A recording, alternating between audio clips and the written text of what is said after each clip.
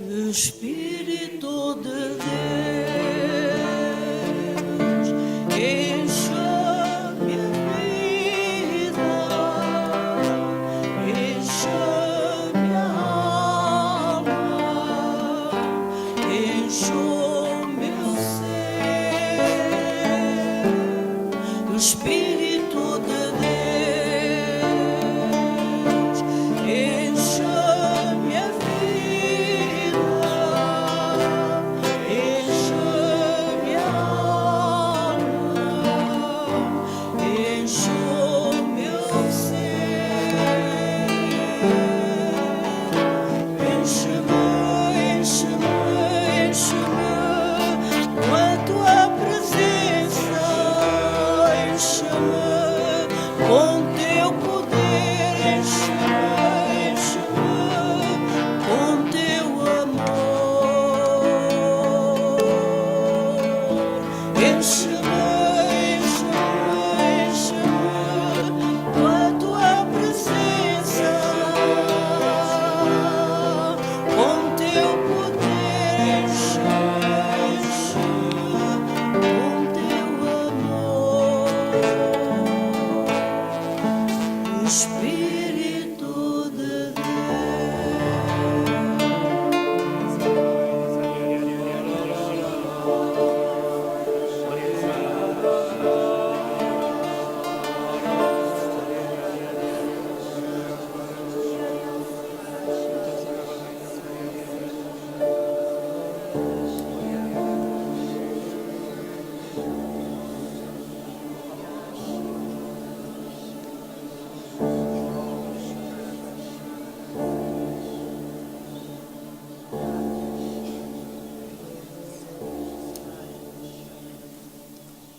Bom dia a todos e a todas. Espero que tenham dormido pelo menos tão bem como eu. É um voto solene, e que hoje terminemos em grande. Estamos a percorrer esta grande peregrinação de Nossa Senhora, estas viagens missionárias, e a última será certamente a viagem ao cenáculo para o Pentecostes, não é? Será a última, mas ainda não chegamos lá. Este espírito que dá vida, que dá coragem e dá força, é sobretudo um espírito de verdade. E não podemos ser aldrabões como uma pessoa que dizia sempre em público, Deus Nosso Senhor a mim deu-me 2 talentos extraordinários. E todos queriam saber quais eram esses 2 talentos extraordinários. Até que um belo dia essa pessoa disse: pronto, estão-me sempre a perguntar quais são os 2 talentos extraordinários que Deus só deu a mim. E eu então vou dizer: o primeiro talento extraordinário que Deus me deu foi uma memória prodigiosa. Eu não esqueço rigorosamente nada. E depois perguntar-lhe: e qual foi o segundo talento? Diz ela assim: pois o segundo talento já não me lembro.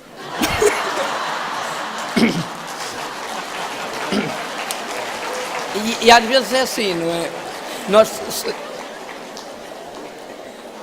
É muita verdade, é muita verdade. Bom, antes que me esqueça, vamos pedir que desliguem então as luzes do teto e me deem só a luz aqui do ambão, e vamos começar por ver uns filminhos muito pequeninos, mas que são inspiradores para esta reflexão da manhã. Un hombre bajaba hacia Jericó y en medio camino el pobre topó con unos ladrones que sin compasión le dieron de palos hasta que cayó. Sáquenme de aquí que estoy medio muerto, no quiero morir en este desierto. Ayuda pedía sin saber a quién. Pasó un sacerdote de Jerusalén, fingió no escucharle aunque oyó muy bien, y haciéndose el sordo se alejó de él. Sáquenme de aquí que estoy mal herido, no quiero morir en este camino. Al cabo de un rato se acercó un levita y viendo al herido que le solicita, dando un rodeo el encuentro, evita, apresura el paso y se pierde de vista. Sáquenme de aquí que estoy medio muerto, no quiero morir en este desierto. Acertó a pasar un samaritano, que es un extranjero allí despreciado. Al ver las heridas de aquel pobre hermano, se compadeció y le tendió la mano. Curó sus heridas con aceite y vino, con mucho cuidado lo subió al pollino. En una posada del pueblo vecino lo dejó encargado y siguió su camino. Díganme quién fue del prójimo hermano, si fue el sacerdote o el samaritano, o si fue el levita, ¿cuál fue más humano? Bom, penso que não precisamos de muito mais palavras. Todos percebemos. Vamos ver um ao outro. No olvidemos nunca que nuestra alegría es Jesucristo, su amor fiel e inagotable. Porque cuando un cristiano se pone triste, quiere decir que se ha alejado de Jesús. En esos momentos no hay que dejarlo solo. Debemos ofrecerle la esperanza cristiana con la palabra, sí, pero más con nuestro testimonio, con nuestra libertad, con nuestra alegría. Pidamos por nuestros hermanos que se han alejado de la fe, para que a través de nuestra oración y testimonio evangélico puedan redescubrir la belleza de la vida cristiana.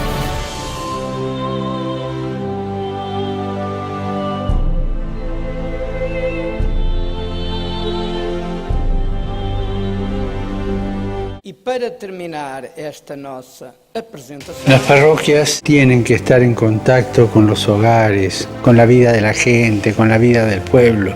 Tienen que ser casas donde la puerta esté siempre abierta para salir hacia los demás.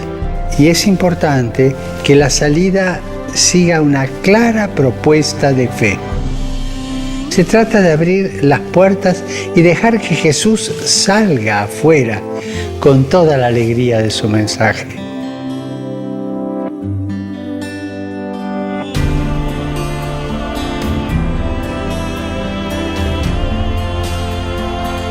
Pidamos por nuestras parroquias para que no sean oficinas funcionales, sino que animadas por un espíritu misionero sean lugares de transmisión de la fe y testimonio de la caridad.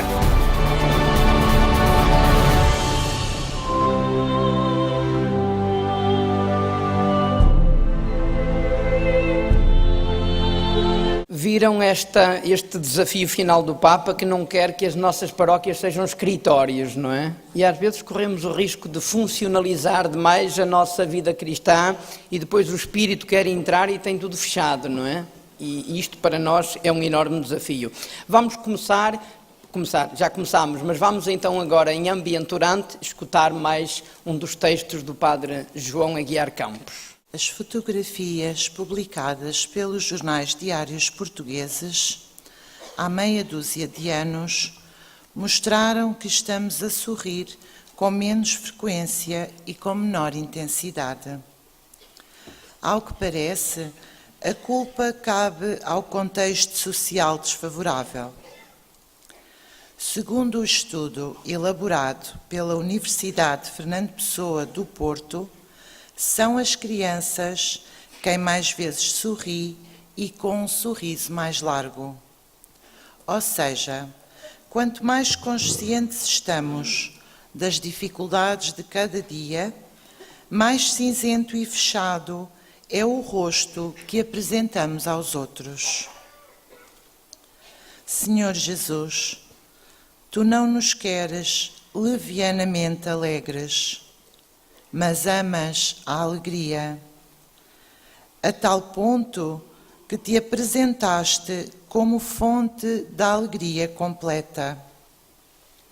Bebendo dessa fonte, não quero negar as tensões, mas lançar sobre elas um olhar manso.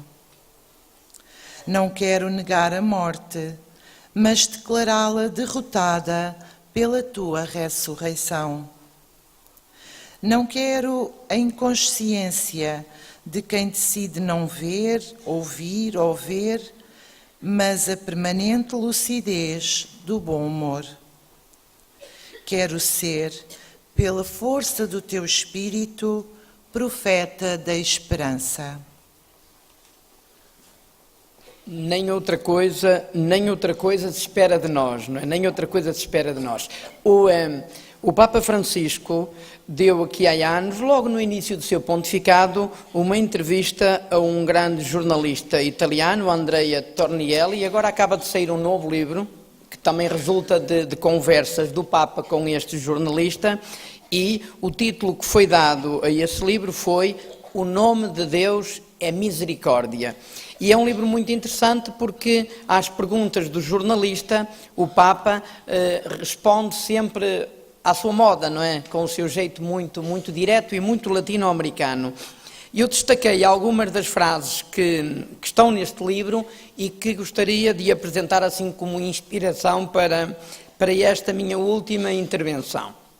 Então, ele diz a determinada altura: eu aprendi a esperar, a confiar no Senhor, a pedir a sua ajuda para poder discernir melhor, para me deixar guiar.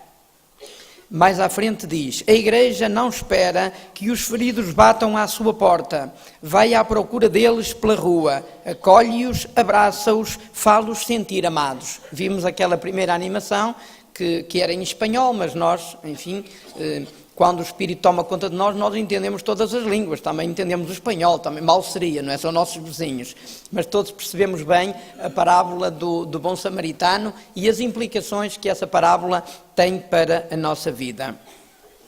A Igreja vive uma vida verdadeira quando professa e proclama a misericórdia, o mais maravilhoso atributo do Criador e do Redentor, e também quando aproxima os homens das fontes da misericórdia.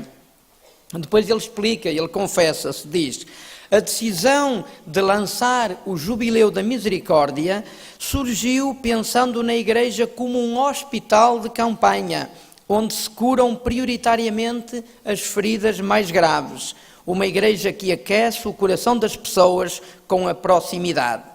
Bom, vocês sabem, porque vocês, como eu, de vez em quando adoecemos. É uma coisa que temos direito, não é? De adoecer de vez em quando. E quando adoecemos e temos que ir à urgência do hospital, os hospitais seguem todos o princípio de catalogação de Manchester, não é? Dão-nos aquelas pulseirinhas que têm uma cor.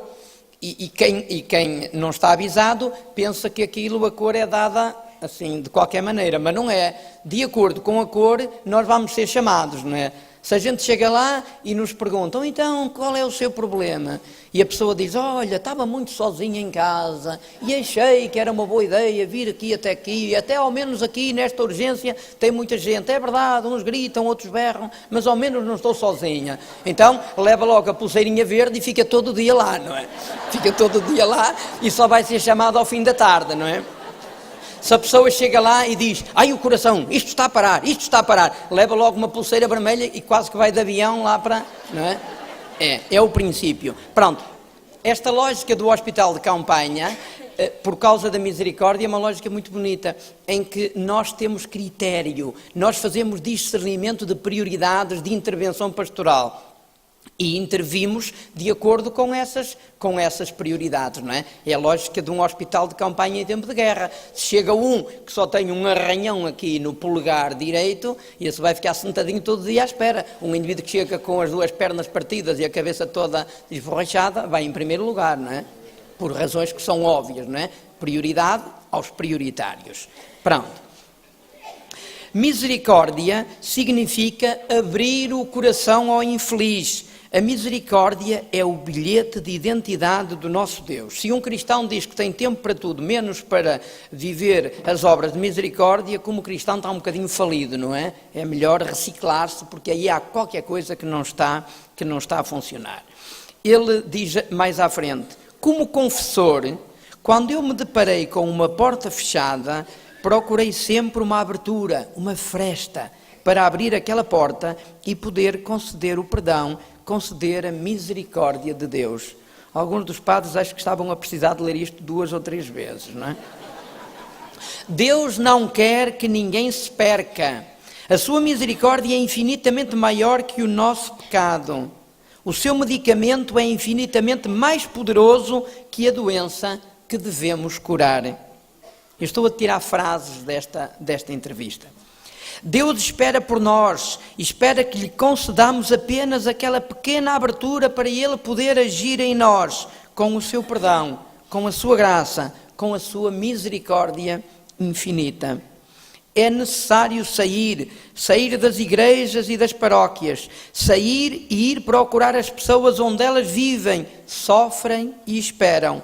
O Hospital de Campanha, a imagem com a qual gosto de descrever esta situação da igreja em saída, tem a característica de estar onde se combate. E se a igreja for um escritório, naturalmente um escritório é uma porta aberta para quem quiser lá ir. Mas do escritório não se vai para lado nenhum, não é? Não se é a igreja em saída, fazendo das nossas comunidades escritórios, não é? Pronto. A igreja é uma estrutura móvel de primeiros socorros, de intervenção imediata, para evitar que os combatentes morram. Espero que o Jubileu da Misericórdia tenha feito emergir mais o rosto de uma igreja que redescobre as entranhas maternas da misericórdia e que vai ao encontro de muitos feridos, necessitados de compreensão, de perdão, de amor e de serem ouvidos. O Senhor da Misericórdia perdoa-me sempre, por isso oferece-me a possibilidade de recomeçar sempre. Ama-me por aquilo que eu sou, quer reerguer-me, estende-me sempre a sua mão. Ir ao encontro dos marginalizados, dos pecadores, não significa permitir que os lobos entrem no rebanho. Quer dizer, nós falamos de misericórdia, mas não somos tatarelhos. Quer dizer, nós queremos uma vida digna, queremos uma igreja séria, queremos uma igreja interveniente na história, não é? Não vale tudo. Como muita gente diz, misericórdia vale tudo. Não vale, não é? Não vale tudo. O amor continua a ser a grande lei dos cristãos. Deus perdoa tudo, oferece uma nova possibilidade a todos, infunda a sua misericórdia a todos os que a peçam. Somos nós que não sabemos perdoar. Depois diz, a família é a primeira escola das crianças, é o ponto de referência imprescindível para os jovens, é o melhor lar para os nossos idosos. Acrescento também que a família é a primeira escola da misericórdia, porque se é amado e se aprende a amar, se é perdoado e se aprende a perdoar em família. Depois diz, a compaixão tem um rosto mais humano, significa sofrer sofrer juntos, não permanecer indiferente à dor e ao sofrimento alheio.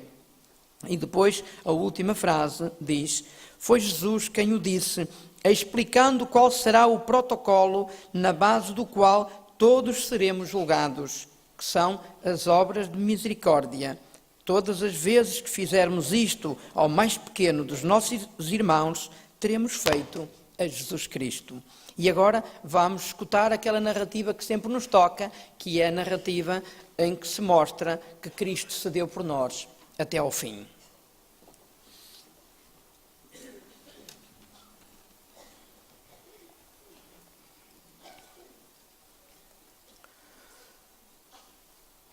Do Evangelho de São João.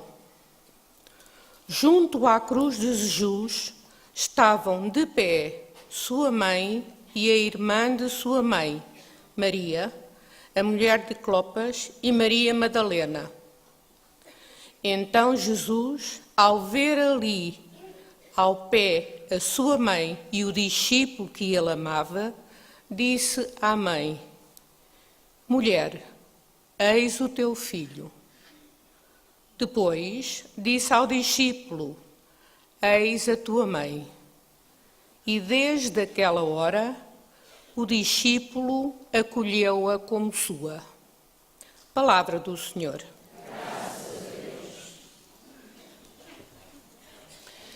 Facilmente podemos pôr-nos na pele, quer deste Cristo, quer deste João, quer desta mãe, e perceber como este deve ter sido o momento mais intenso, mais doloroso da vida de Nossa Senhora.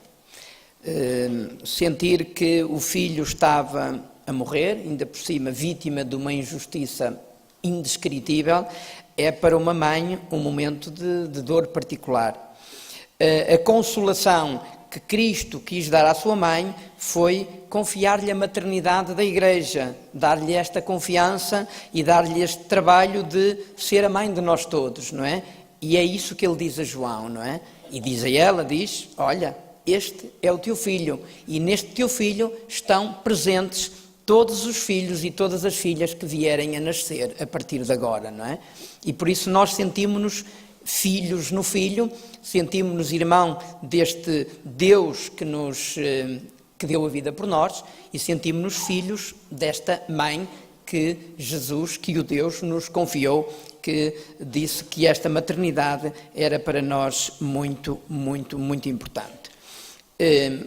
A última viagem missionária de Maria, vamos escutá-la daqui por um bocadinho, é a viagem até ao cenáculo.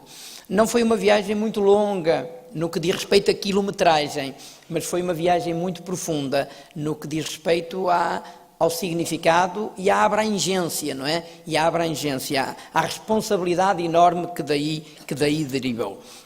Mas antes de irmos até ao cenáculo, ainda estamos neste contexto de cruz, e eu queria partilhar uma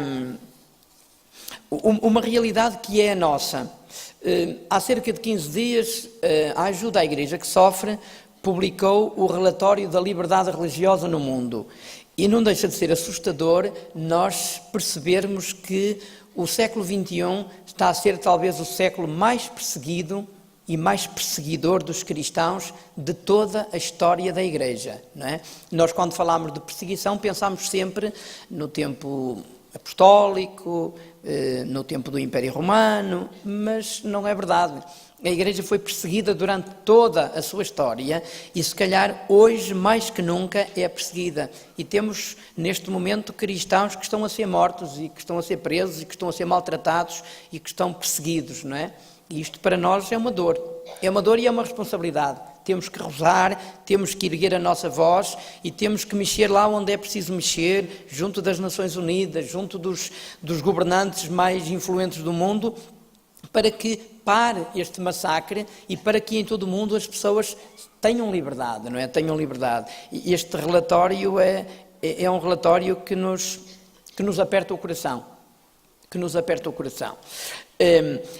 Na próxima semana, vai ser, creio que na próxima quinta-feira, vai ser lançada uma obra, que eu acho que é uma obra que tem importância, que se chama Portugal Católico. É uma obra muito, muito grande, são muitas centenas de páginas, e que tentam mostrar o que é a Igreja Católica hoje e quais são os seus grandes dinamismos, qual é a sua grande missão em Portugal. E uma das entradas dessa espécie de enciclopédia tem o título Missão de Alto Risco e fala de como em Portugal e aos portugueses a questão da perseguição, do risco e da morte é marcante. E uma das coisas que nos dignifica enquanto católicos portugueses é o facto de termos muitos mártires. Eu fiz na altura uma coletânea e estudei só o martírio no século XX e no século XXI, mas sobretudo no século XX e sobretudo a partir dos anos 30, 40. E vou ler-vos aqui o resultado da minha investigação para percebermos que Portugal é um país missionário e é um país mártir. Angola foi a terra de martírio ou de morte violenta para missionários portugueses, mas não só Angola. Ali foram mortos 7 missionários espiritanos, o irmão Carlos Pudão e o irmão Ângelo Vaz, no Lubango, o irmão Afonso Rodrigues, em Caconda, também na Sá da Bandeira, o padre Adélio Ribeiro Lopes, no Ambo, após rapto, o padre José da Silva Pereira, no Munino, no sul de Angola, o padre Abílio Guerra, em Luanda, após sequestro, o padre José Afonso Moreira, na missão do Bailundo, Uambo, em 2006. Portanto, este em 2006, portanto, estamos a falar de há 10 anos, não estamos a falar de há muito tempo. Foram falei dos 7 missionários espiritanos que foram assassinados em Angola, recentemente, nos últimos tempos. Também em Angola foram assassinados 2 missionários da Boa Nova, o padre Armindo Lima, numa emboscada em Luanda, e o irmão Artur Paredes, morto a tiro na missão de Conda, lá no norte. O padre José da Silva Mendes foi raptado no Celes e depois apareceria morto de forma muito, muito suspeita na estação de Valladolid, em Espanha. Vejam lá, raptado em Angola e apareceu morto em Valladolid, em Espanha, em 1990. Não foi há tanto tempo assim. E há quem faça a ligação entre o rapto e depois o seu assassinato. Depois, falando de irmãs, a irmã Maria das Dores Mendes, Doroteia, e a irmã Celeste Gonçalves, das Irmãs do Amor de Deus, foram mortas numa emboscada em Benguela. A irmã Ana Maria Oliveira, franciscana missionária de Maria, foi atacada na estrada do Saurim, Moadala, foi raptada e foi morta também. Isto em 1984, não foi há tanto tempo assim.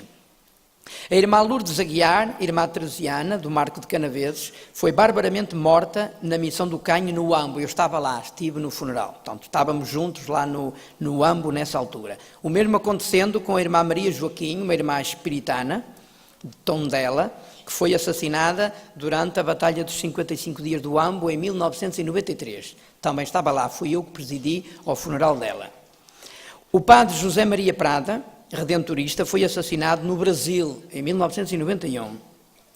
Em Moçambique foram assassinados 3 missionários da Boa Nova, o padre Lírio Batista, em Nampula, o padre António Rocha, em Pemba, e o padre Manuel Cristóvão, no Chibuto.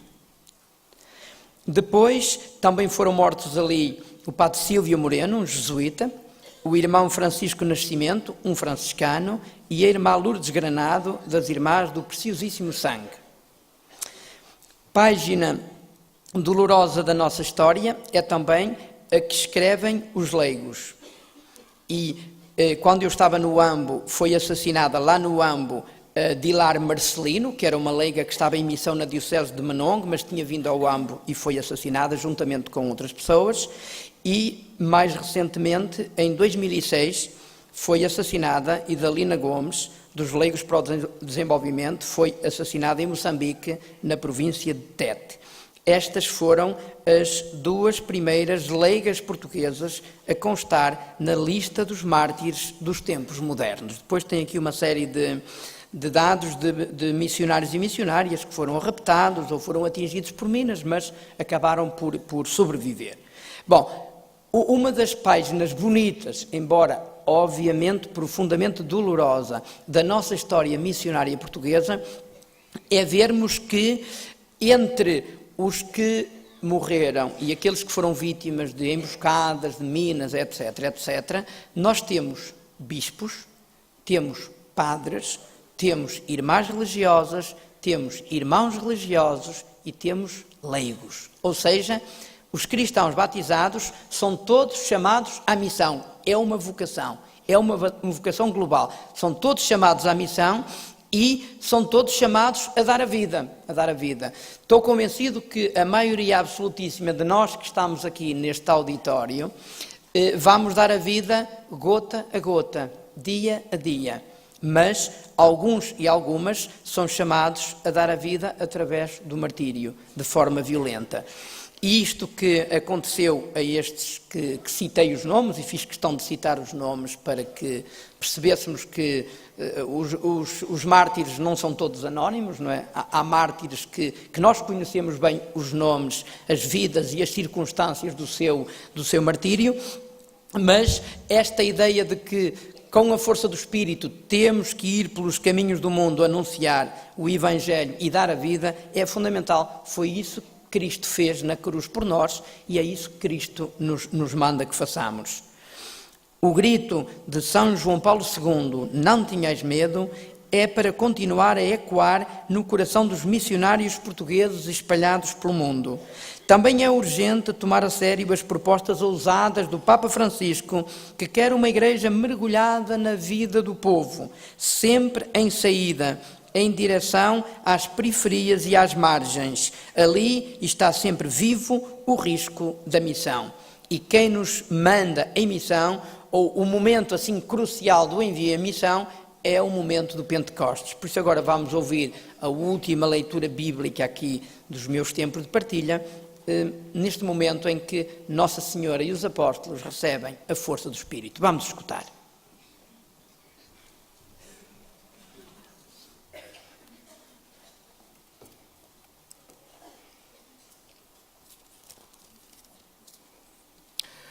Do livro dos Atos dos Apóstolos. Desceram então do monte chamado das Oliveiras, situado perto de Jerusalém, à distância de uma caminhada de sábado, e foram para Jerusalém. Quando chegaram à cidade, subiram para a sala de cima, no lugar onde se encontravam habitualmente. Estavam lá Pedro, João, Tiago, André, Filipe, Tomé, Bartolomeu, Mateus, Tiago, filho de Alfeu, Simão o Zelota e Judas, filho de Tiago. E todos unidos pelo mesmo sentimento, entregavam-se assiduamente à oração com algumas mulheres, entre as quais Maria, mãe de Jesus, e com os irmãos de Jesus. Palavra do Senhor. Esta manhã de Pentecostes foi uma manhã de temporal, não é? Aquela ventania que abriu portas e janelas foi sobretudo uma ventania que entrou no coração e tirou o medo. Nós podemos imaginar o mundo antes do Pentecostes e depois do Pentecostes, porque há ali uma diferença enorme. Reparem que os discípulos antes do Pentecostes estavam perdidinhos de medo, não é? Com um monte de trancas na porta, com medo que viessem aqueles judeus mais integristas e lhes dessem ali uma enchente de porrada. Era um medo que os apóstolos tinham e por isso estavam fechados. E veio o Espírito Santo, aquelas trancas saltaram todas, porque aquele vento impetuoso levou tudo pela frente, e a verdade é que o que de mais importante aquele vento levou foi o medo que possuía e tomava conta do coração dos discípulos e dos que lá estavam naquele cenáculo. E a partir daí vieram para a rua, não é? Foi a partir daí que a igreja ficou a ser uma igreja em saída. Veio para a rua e em todas as línguas se anunciou o Evangelho e em todas as línguas se proclamou este mistério central da nossa fé, que tem a paixão, a morte e a ressurreição. Patty Mansfield, que aqueles que estivemos aqui há 2 anos tivemos a alegria de a escutar em primeira pessoa, nesta obra que eu imagino que dos que estamos aqui nesta sala, 87,4% já temos, e os que não têm vão comprar lá em cima, não é, na livraria, porque é uma obra absolutamente fundamental para percebermos as origens e este dinamismo do renovamento carismático católico. Ela, na página 122, tem aqui um texto que eu acho que é uma maravilha. Diz ela assim: no outono de 1967, a minha oração refletia a consciência crescente do meu pecado e a necessidade desesperada do poder transformante de Deus. Aqui está o que o Senhor me ensinou a fazer, tal como escrevi nas minhas notas. Persevera na oração, persiste e viverás na minha graça. Cumprirei as promessas que te fiz, se continuares a confiar. Não escutes os espíritos deste mundo, o espírito do mal, que tentará roubar-te a paz. A minha palavra é eterna, não dou para depois tirar. O que recebeste crescerá, mas vem a mim, minha filha, és minha filha. Olha-me nos olhos e o meu amor transformar-te-á. Faz por me conheceres, faz por me conheceres, faz por me conheceres. Mas como, Senhor? Perguntei, voltando-te para mim em oração, confiando na minha palavra, escutando a minha voz, acreditando nas coisas que te digo, obedecendo às minhas ordens. Eu sou o Senhor, eu sou o teu Deus. Pronto, isto é o que diz Patty Mansfield neste livro, Como um Novo Pentecostes. Nós reparamos, e isso trouxe-me uma responsabilidade acrescentada para estar aqui hoje, naquelas imagens do grande encontro celebrativo no Circo Máximo em Roma, dos 50 anos do renovamento carismático católico, nós vemos que está o Papa, não é? E de um lado está a Michelle e do outro lado está a Patty, não é? O que quer dizer que nós tivemos há 2 anos a Patty, tivemos o ano passado a Michelle aqui e este ano devia vir o Papa Francisco, não é? A medir, não é? A medir por aquela fotografia. E o Papa Francisco, como estava um bocado cansado, mandou-me a mim. Agora, eu não estou à altura, não é? Eu não estou à altura, mas pronto, olha, Deus é grande e o Espírito Santo que providencia e que resolva o problema. Bom, o Papa Francisco não veio, mas mandou muitas coisas, não é? Muitas das coisas que eu fui dizendo, os vídeos que foi mostrando, eram dele, era como se ele estivesse aqui. E agora, escolhi para o último grande texto, para continuarmos a refletir, porque eu também penso que todos e todas já leram, a alegria do Evangelho. Porque se o Evangelho não traz a alegria pela força do Espírito, então mais vale estarmos quietos, não é? Mais vale estarmos quietos. E esse texto, eu também desse texto fiz uns sublinhadozinhos e vou partilhar. Mas antes de partilhar isso, eu gostava que o nosso diácono viesse aqui contar uma história, que é uma história verdadeira e tem a ver, e é narrada em primeira pessoa por um homem que eu conheci há 30 e tal anos. Isto só diz que estou a ficar velho, não é? Há 30 e tal anos, e conheci-o em Paris. Ele, na altura, era considerado o padre dos Lubar. Os Lubar, nós em Portugal temos, pronto, pessoas que são sem abrigo, mas os nossos sem-abrigo, regra geral, é gente bastante pacífica, não é? Agora, os Lubar de Paris são aqueles ganguezinhos que são sem-abrigo, mas que fazem mesmo muita confusão. E este padre misturou-se com eles, e ainda hoje, não é? 30 anos depois, está a ficar também velhinho, mas continua a andar lá sempre pelas ruas de Paris, de noite e de dia, tanto a acompanhar estas pessoas que se sentem completamente marginalizadas da sociedade e que, segundo os nossos critérios, vão fazendo algumas asneiritas, não é? E ele passou a vida dele toda como o grande apóstolo dos Lubar e tem muitos livros escritos onde ele conta algumas das histórias. E um dos pequeninos livros dele foi traduzido por ocasião do ano da Misericórdia, quando uma das nossas editoras decidiu pegar nas obras de Misericórdia e publicar um livrinho sobre cada uma delas. E então, há uma história que eu acho que é uma delícia de história e que é muito inspiradora, e então vamos escutá-la.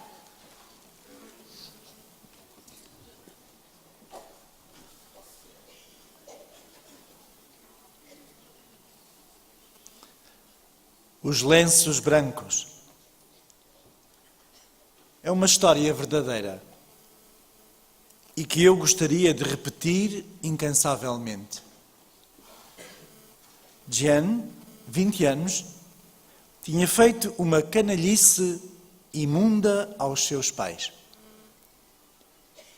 Então, o pai diz-lhe: Jeanne, sai daqui para fora. Nunca mais ponhas os pés aqui em casa. Jeanne saiu com a morte na alma. E depois, algumas semanas mais tarde, diz para si mesmo: eu fiz porcaria da grande. Vou pedir perdão ao meu velho. oh sim, vou dizer-lhe perdão. E então escreveu ao pai: Papá, peço-te perdão. Fui um nojento e um sacana do piorio. Mas peço-te, papá, podes perdoar-me? Não te escrevo a minha direção no subscrito, não. Mas simplesmente, se tu me perdoares, peço-te, põe um lenço branco na macieira que está à frente da casa. Tu sabes, na longa alameda de macieiras que leva à casa. Nesta última macieira, papá, põe um lenço branco. Então, saberei que posso voltar para casa. Morto de medo, pensava: o meu pai nunca irá colocar lá esse lenço branco. Então, pede ao amigo, ao seu irmão Mark: suplico-te, Mark, vem comigo. Vamos fazer assim. Eu vou conduzir até 500 metros antes da casa e depois passo-te o volante. Fecharei os olhos. Lentamente, tu irás descer a alameda bordejada de macieiras. Vais parar. Se vires o lenço branco na última macieira diante da casa, então saio a correr. Se não, continuarei com os olhos fechados e vamos embora. Não voltarei nunca mais à casa. Meu dito, meu feito. A 500 metros da casa, o Jan passa o volante ao Marco e fecha os olhos. Lentamente, Marco desce a alameda das macieiras. Depois para. E Jean, com os olhos sempre fechados, diz: Marque, meu irmão e meu amigo, suplico-te, será que o meu pai pôs um lenço branco na macieira diante da casa? Mark respondeu-lhe: Não pôs um lenço branco na macieira diante da casa. Há centenas em todas as macieiras que levam a casa.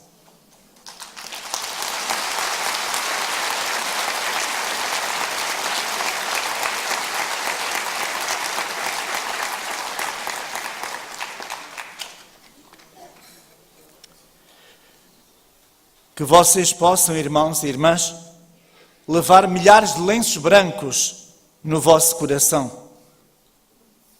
Serão outros tantos milagres que vocês irão semear por todo o lado, pedindo perdão àqueles que ofenderem ou perdoando-vos a vós mesmos.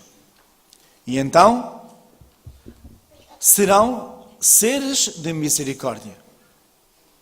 Que vocês, irmãos e irmãs cristãos, muçulmanos, judeus, budistas, ateus ou agnósticos, sejam seres de misericórdia. Que os vossos corações se agitem de lenços brancos. Nessa altura farão milagres todos os dias.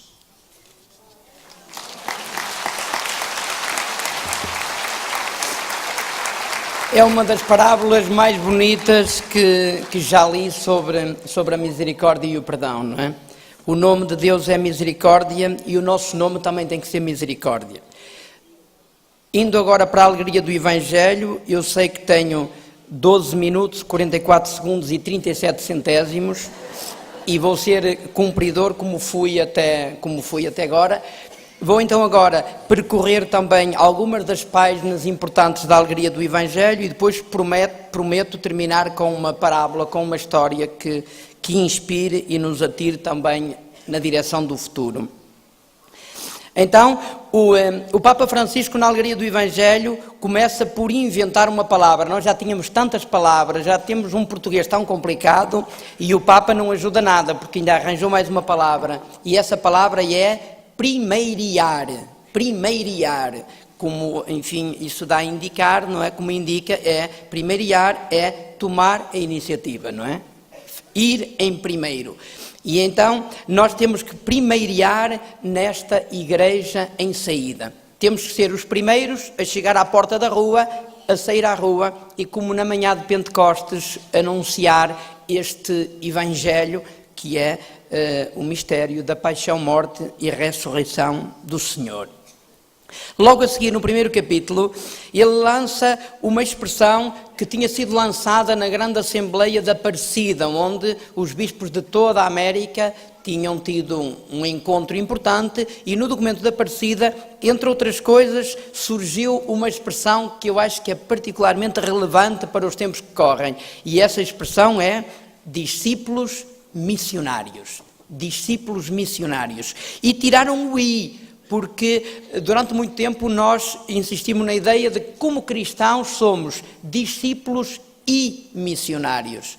Ora, quando a gente mete esse I, podemos dar a ideia de que pomos aí uma alternativa, que podemos ser ou discípulos ou missionários, e não podemos.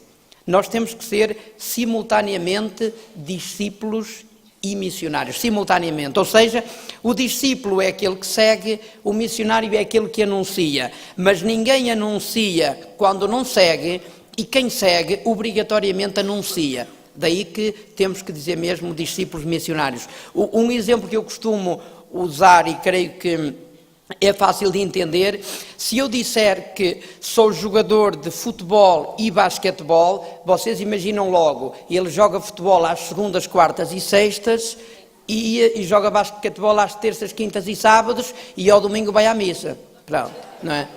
Mas não é. O ser discípulo missionário não se compadece desse tipo de abordagem alternativa, não. Nós acreditamos, nós seguimos Cristo, nós anunciamos Cristo. E são, digamos assim, os dois versos, o verso e o reverso da mesma moeda. Não pode ser de outra maneira. Depois, ontem aparecia ali, quando falámos dos 50 anos do renovamento, aparecia aquela imagem que se tornou clássica do Papa Francisco com a ovelhinha aos ombros, não é? E a determinada altura, o Papa Francisco diz que os evangelizadores contraem o cheiro das ovelhas, e só quando os padres, os pastores e os cristãos cheiram às ovelhas é que a evangelização acontece. Nós não podemos achar que estamos fora. Não, nós somos membros do rebanho, todos nós, e é porque vivemos o dia a dia em rebanho que, cheirando-nos uns aos outros, nós podemos também anunciar este Cristo. Portanto, temos que ser missionários da proximidade, temos que partilhar vida. Depois, a determinada altura, o Papa diz que nós temos que ter cuidado nos nossos compromissos comunitários, enquanto comunidade cristã e humana, temos que ter cuidado com os pequeninos e os pobres, as periferias e as margens, não é? Daí aqueles gritos do Papa, não a uma economia de exclusão. A economia muito excessivamente liberal mata. Não é possível que a morte por enregelamento de um idoso sem abrigo não seja notícia, enquanto é o descida de 2 pontos na bolsa, não é? O Papa diz isso e nós sabemos que essa tem que ser uma preocupação. O Papa diz, desenvolveu-se a globalização da indiferença. Quase sem nos dar conta, tornámos-nos incapazes de nos compadecer ao ouvir os clamores alheios. Já não choramos à vista do drama dos outros, nem nos interessamos por cuidar deles, como se tudo fosse uma responsabilidade dos outros, que não nos incumbe.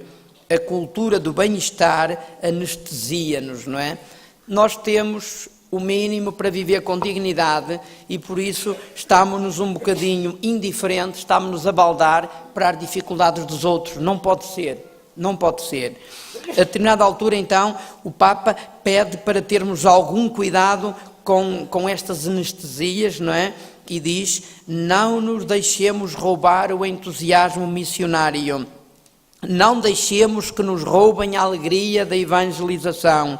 Não deixemos nunca que nos roubem a esperança. Não deixemos que nos roubem a comunidade. Não deixemos que nos roubem o Evangelho. Não deixemos que nos roubem o ideal fraterno. Contra estes ladrões, marchar, marchar. Não podemos deixar que nos roubem estes valores, que são valores absolutamente fundamentais.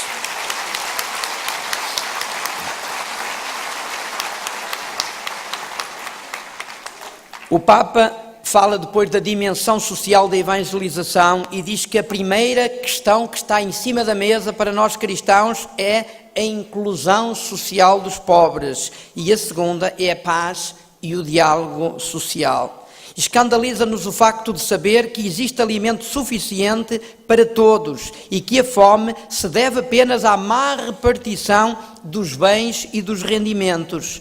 E o problema agrava-se com a prática do desperdício, não é? Aquilo que se dizia ontem em relação à ecologia integral também acaba por aplicar-se aqui. Há um sinal que para nós cristãos nunca devia faltar, é a opção pelos últimos, por aqueles que a sociedade descarta e lança fora.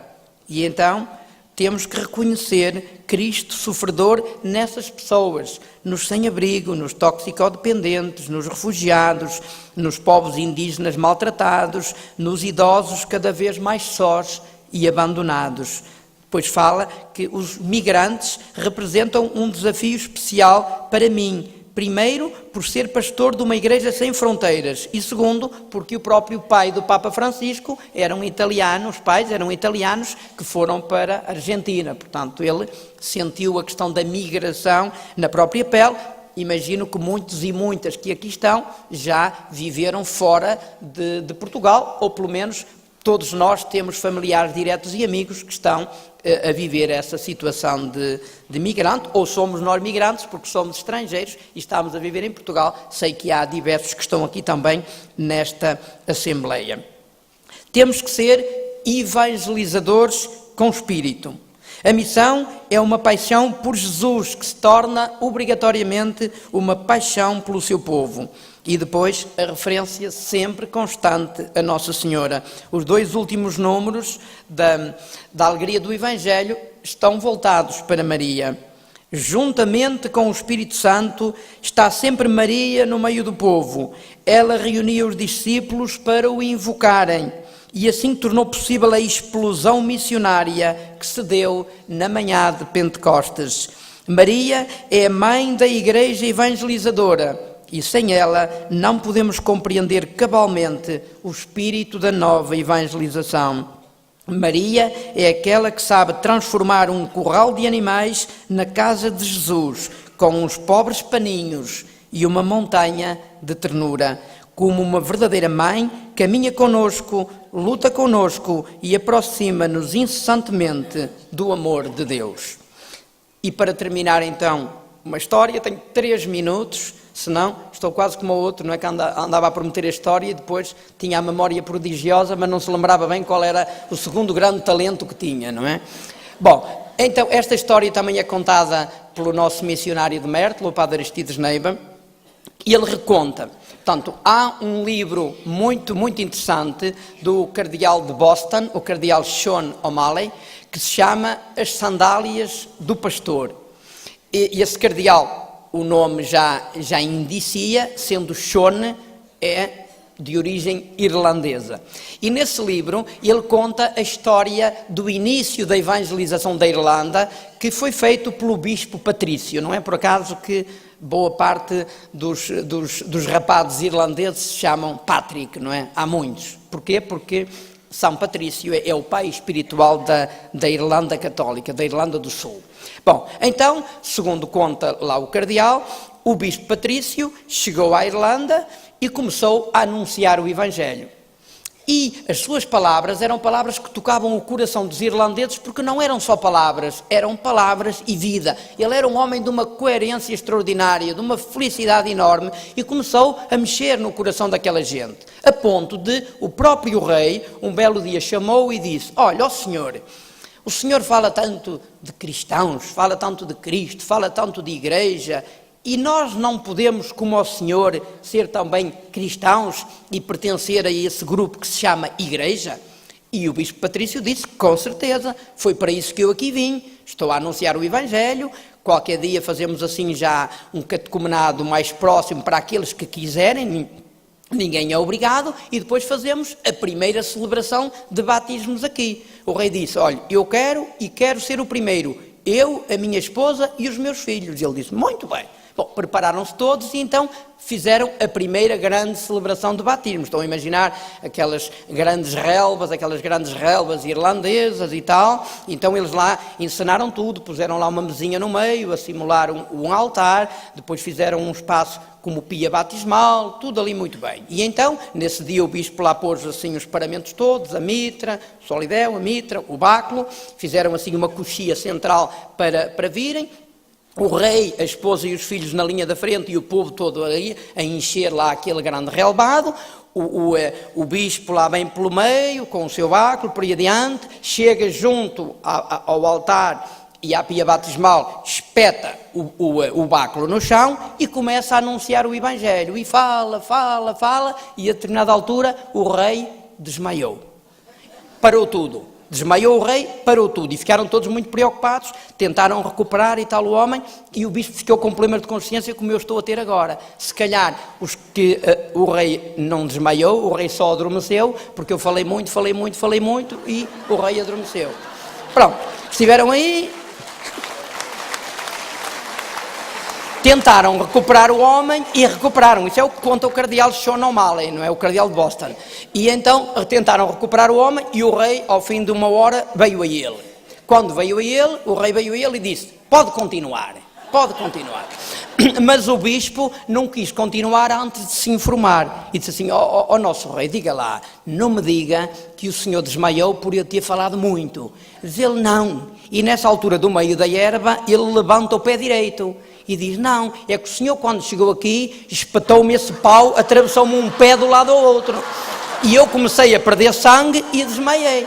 Mas só nessa altura que ele levantou da erva o pé, é que o bispo viu que de facto o pé estava trespassado e estava a sangrar. E o bispo ficou muito intimidado e disse: rei, mas devia ter logo dito isso. E diz o rei: sabe, como foi a primeira vez que eu participei nesta cerimónia, eu não sabia se isso fazia ou não fazia parte da cerimónia.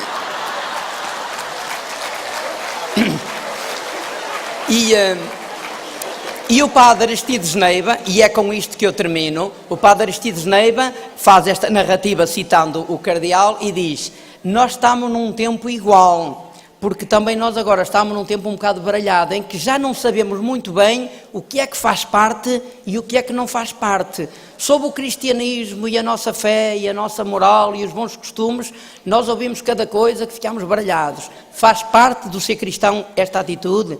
Já não faz parte? Fez parte e já não faz? Às vezes ficamos um bocado baralhados.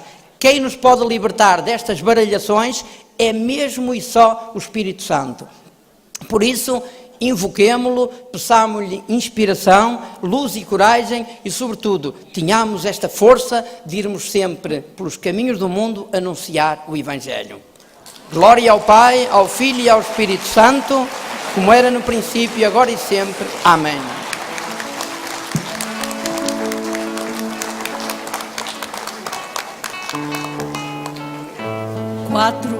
Do livro da Assembleia.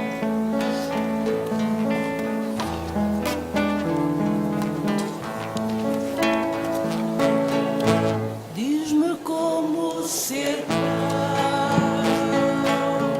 diz-me como ser pão.